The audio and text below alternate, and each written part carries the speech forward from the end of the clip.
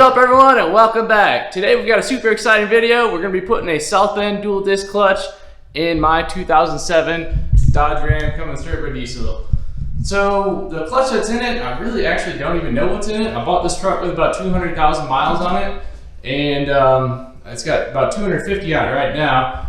The guy I bought it from said it had some kind of aftermarket clutch in it. I'm pretty sure it's not the stock clutch. That would be pretty amazing if it did make it to 250,000 miles with the stock clutch. So the clutch we went with is the southbend dual disc. It is the part number is SDD3250-GK-ORG. So I believe one of the plates is organic, and it just makes it for a little better engagement while towing and backing up trailers and everything. This isn't a sled pulling truck. I mainly use the truck for pulling, and we've got that big camper that we put on it and we move around. And that's actually one of the issues we were having. The camper weighs about 3,500 pounds. And actually the clutch was slipping in all gears while we had the camper on it. So now it's time to put the new clutch on, and we'll see how it does. So we're gonna do a little install video of putting this clutch in the truck. We've got our tools here. I don't have the transmission jack, but we're gonna see if we can make do with the beautiful Daytona jack there. Got some jack stands, my tool cart's a little mess here, but a basic set of sockets. So we are gonna go ahead and get started. We're gonna pull all this trim off in here. Then we pull the shifter boot off, and then we pull the shifter off. And then we'll drop it out the bottom side, get the drive shafts off. So let's go ahead and get started.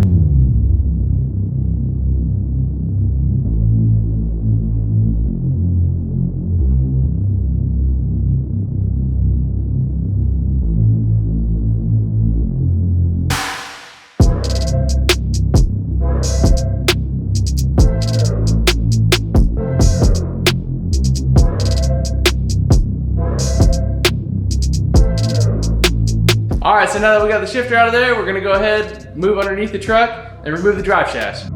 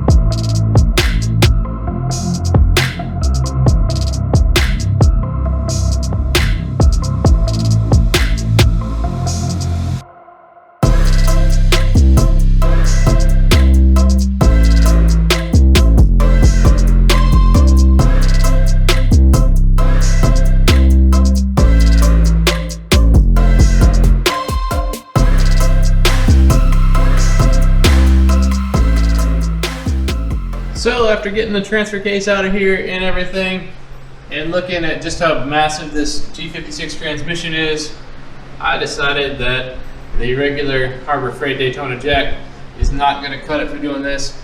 I've taken out 48 REs with a regular jack before, but this transmission is just huge compared to a 48 RE, and there's really no good place to put the jack. So we went ahead, ran it back to Harbor Freight. This is a 800-pound low lift transmission jack, raises to 22.5 inches, and it has a good plate on it. So we're going to open up the box here, put the jack together, and we'll put it to work.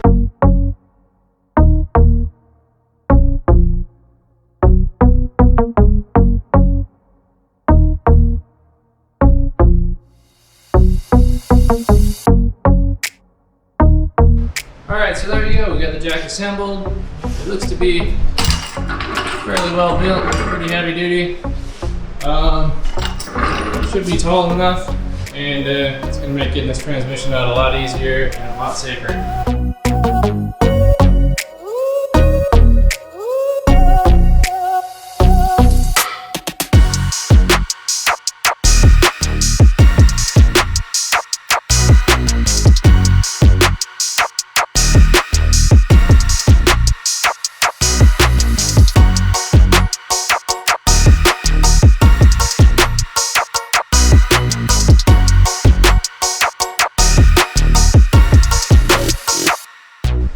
So there you have it. We got the transmission out of the truck. It actually came out all right. Man, that thing is gross looking. Bearing sounds terrible. It's gonna be good to get this thing replaced.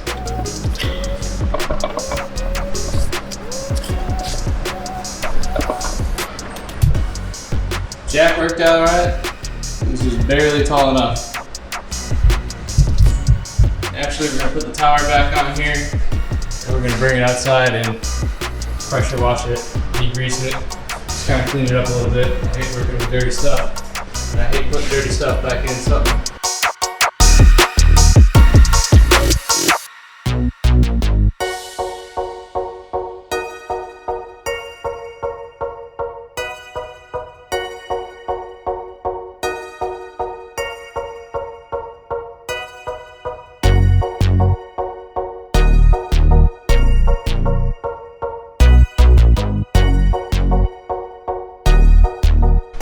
This is definitely the dual mass flywheel here, DMF. There's no way that can be the stock clutch. They probably just put a new wear plate in it and maybe a new pressure plate there. But yeah, I wonder if this is original. It looks like it is. Or maybe this is new, but man, it looks beat. So here's, if you notice in the video, there's 8 bolts that hold the back side of this on. They are 15 millimeter, and you got to access them through the barring tool port in the front side. Just like if you were removing the torque converter, you would turn the engine over and take out the 8 bolts that hold the torque converter on. But same deal. Pull off the washer there, and then also make sure that washer comes off on this side with it. And there you go. Now we got the old stuff out. I can't believe how ugly that is. Like I said, I went with the southbend dual disc.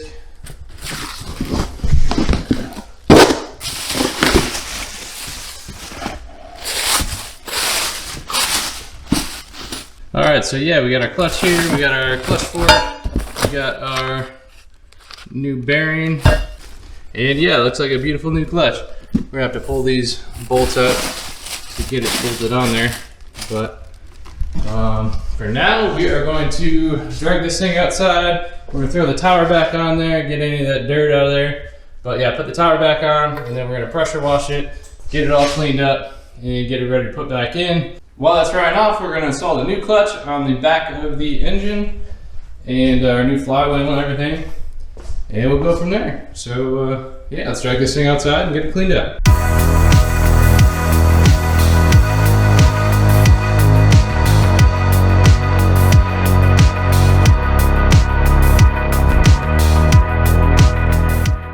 Alright, so there you go. We got everything all cleaned up and looking good. I dried it off with my leaf blower and dried off the transmission jack as well. We've got our new clutch fork here with our bearing, and we're going to throw that on. The instructions say, well, the instructions don't say, but it says right here, remove the washer behind the clutch fork pivot ball for clearance reasons. So I believe there's a washer, I don't know if you can see it, right back here. So we're going to pull that off, pull the washer out, and put it back together.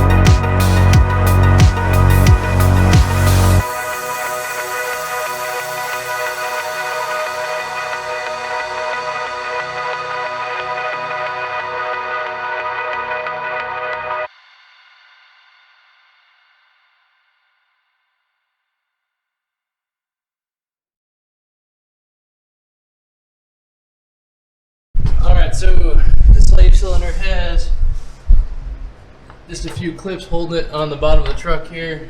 There's one right up there, kind of see, and then I think there's a total of 3 of them. Alright, so that little plastic clip right here, put a little pressure on it, and it pops right out of there. Pull that out.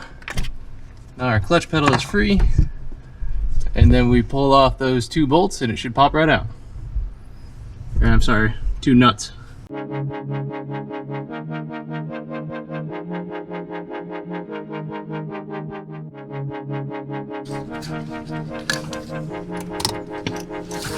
There we go. Old slave cylinder out, and we'll go get the new one.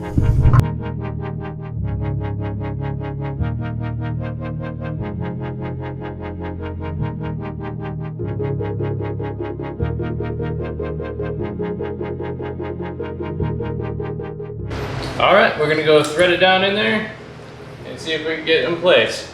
Instructions say to leave the tabs on here so it keeps this cylinder pushed back until you install it. First time you push the pedal, it snaps the tabs, and that's your busher. So we're going to throw it in.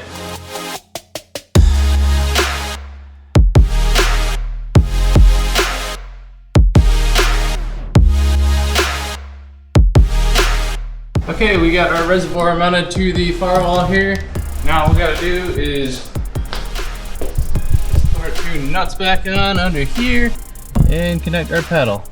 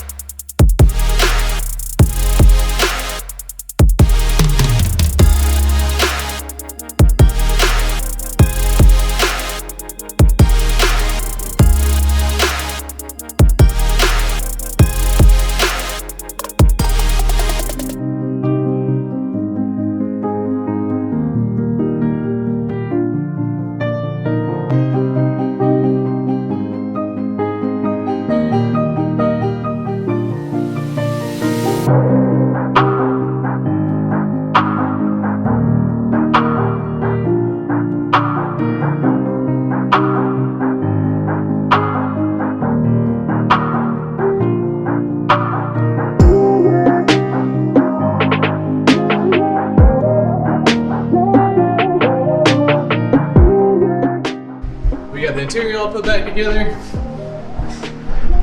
and everything is buttoned up underneath and double checked. I'm gonna go get cleaned up, and then I'm gonna come back and take this thing for a test ride, and we'll do a little review and kind of first impression on what I think of the southbend dual-disc clutch. Alright, so it's actually the next day. We didn't get a chance to test it last night. It was raining and I was tired. It was a long day. So I haven't started the truck up yet. We're gonna go ahead and start it up for the first time right now and see how it does.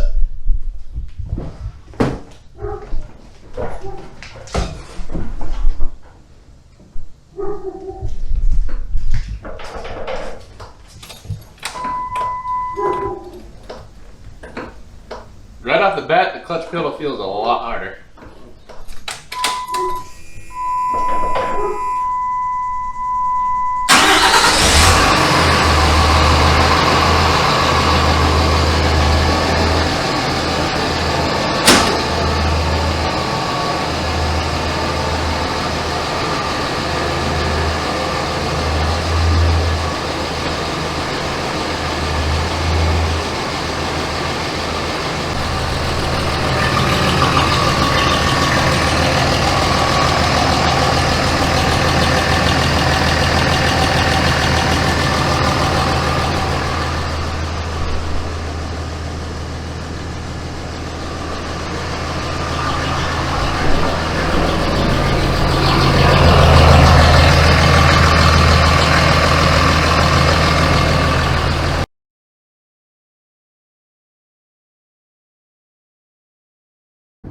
So initially, I can hear the chatter that they talk about with the southbend clutch.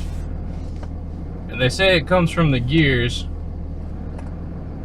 kind of backlashing against each other while in neutral, which that doesn't really bother me.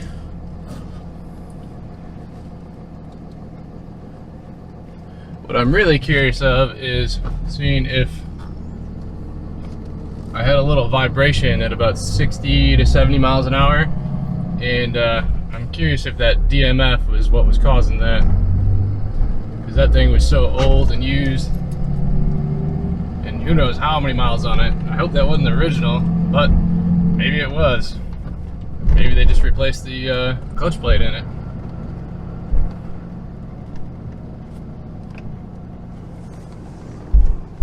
But so far, yeah, I can definitely tell the pedal is a lot stiffer than the original one. Engagement seems okay. I'm not going to be too hard on the clutch because southbend recommends 500-mile break-in period, so we are going to take it easy. But I just kind of want to see how it drives.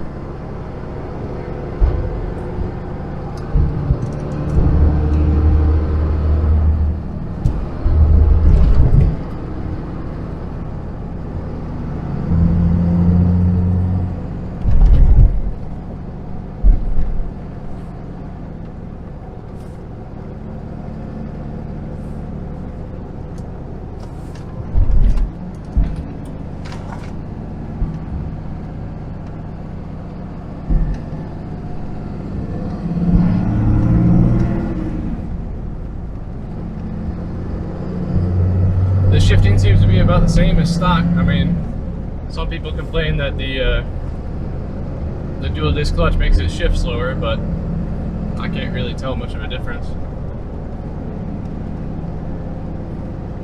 Though, granted, my old clutch was so worn out, and if that was the original DMF, that would not help. And actually, I think it might shift a little bit quicker.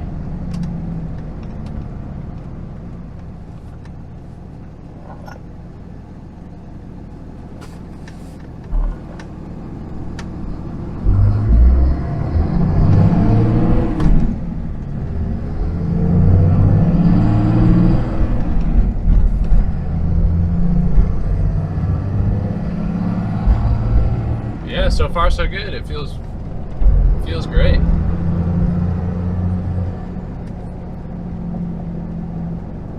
So after driving this thing for a little while, one of the things I noticed that I didn't have before was a little growl in fifth gear, and you can hear it's probably the backlash between the teeth that the dual mass flywheel helped to eliminate. But let's see if I can make the sound right there. I don't know if you can hear that on the camera, but also one of the things that Southbend noted in their instructions was how to drive the truck. And keeping higher RPM helps eliminate the backlash of the gear teeth. It makes it run smoother, quieter, and it's going to make your teeth last longer too. But that is one of the things that, I mean, I think the dual mass flywheel helped prevent was backlash like that and the noise. Like I said, the noise at idle, I can tell, I can hear it, but it really isn't that big of a deal. I can only hear it because I'm looking for it. This is a later version of the clutch, and Southbend has done a little bit of homework to help prevent the noise at idle. It's not as loud as the original dual disc clutches that Southbend used to make, but you can tell. Otherwise, the truck seems to drive great. The clutch pedal is going to take a little bit of getting used to because it is really firm. I do have to adjust it down a little bit so it is adjusted a lot higher, but when it engages, you can tell it engages very smoothly, very nice. It's a lot like the stock clutch as far as that, and I don't know, I'm really curious to see how it does pulling and how it does backing the trailer out. This is one of the reasons I got the dual disc clutch with the organic compound in it, and this one is made more for pulling trailers and just more streetable clutch versus the other dual disc. I think the high-end one that holds the most horsepower is, I forget what exactly it holds. I think it's around 800 horsepower maybe. And maybe this one holds like 650. But that clutch is a little rougher on engagement, and it's a little less friendly for towing trailers and everything. But overall, very happy with the clutch. I do want to mention that I did buy this clutch with my own money. I didn't get a discount from Southbend or anything like that. So this is my own review and install of this clutch. But I'll leave the part number down below in the description. Thanks for watching, and hope you have a great day.